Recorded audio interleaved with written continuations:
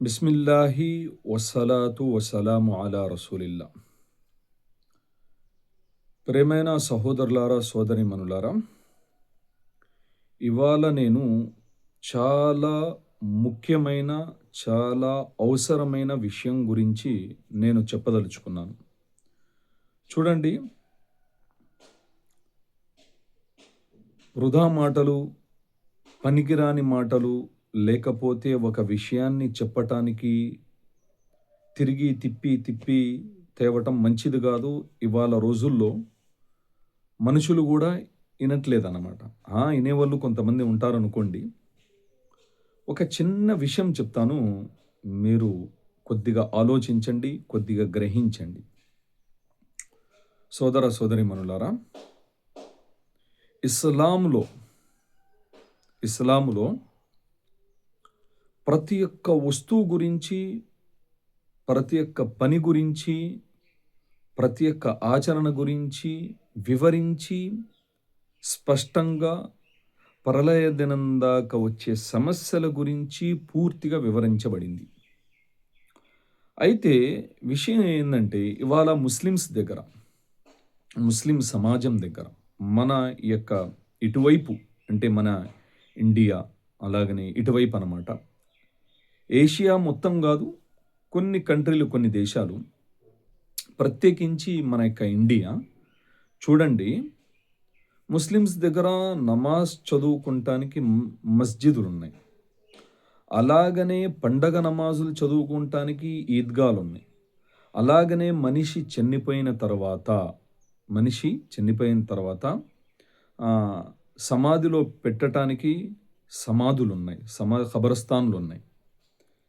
కానీ ఇస్లాం పద్ధతిలో, ఇస్లాం ఆచరణలో, ఇస్లాం యొక్క రీతిలో చదువుకుంటానికి మదరసాలున్నాయి. కానీ మదరసాల్లో కొద్దిగా చదివిపిస్తారు ప్రాపంచిక విద్య. ఎక్కడ కూడా ప్రాపంచిక విద్య, అలాగనే ఈ యొక్క ధార్మిక విద్య, ఈ రెండు కలిసున్న స్కూళ్ళు, అలాగనే కాలేజీలు, అలాగనే మదరసాలు చాలా తక్కువ ఉన్నాయి.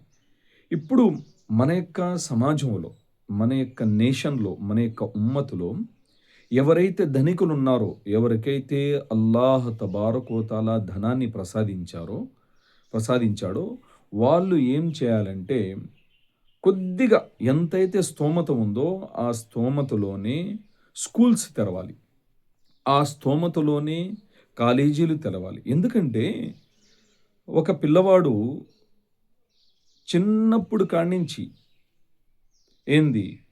ఊహ వచ్చేదాకా ఏదైతే నేర్చుకుంటాడో, ఏ వాతావరణంలోనో అయితే నడుస్తాడో, పిల్లోడికి అయ్యే వస్తాయి, అయ్యే నేర్చుకుంటాడు, అయ్యే అర్థమవుతాయి. మనం ముస్లిమ్స్ పిల్లలకి నర్సరీ నుంచి పిహెచ్డి, లేకపోతే డాక్టర్, లేకపోతే ఇంజనీర్, ఏదైతే ఎన్నో సంవత్సరాలు చదివిపిస్తూ ఉంటాం.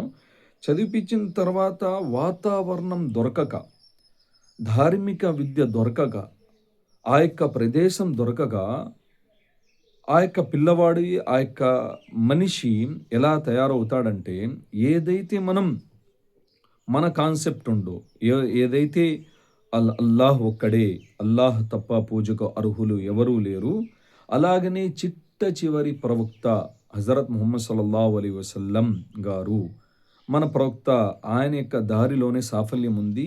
ఈ రెండు మాటలు వినిపిస్తానికి జీవితాంతం మొత్తం కూడా సరిపోవటం లేదు. ఎన్నో ప్రయత్నాలు, ఎన్నో త్యాగాలు, ఎన్నో విధి విధానాలుగా ప్రయత్నిస్తున్నా కానీ మనిషికి అర్థం కావట్లేదు. అదే చిన్న వయసులో కాడ్నించి ఏదైతే ఇస్లాం ఉందో, ఏదైతే అల్లాహ్ యొక్క గొప్పతనం ఉందో, ఏదైతే ప్రవక్త సల్లల్లాహు అలైహి వసల్లం గారి యొక్క పద్ధతి ఉందో, ఆ రీతిలోనే మనం చిన్నప్పుడు కాడ్నించి మనం ప్రయత్నిస్తూ ఉంటే, చిన్న వయసులో నుంచి మనం వాళ్ళకి నేర్పిస్తూ ఉంటే ఇన్షాల్లా చాలా చాలా లాభమైంది. ఈ మాటల మీద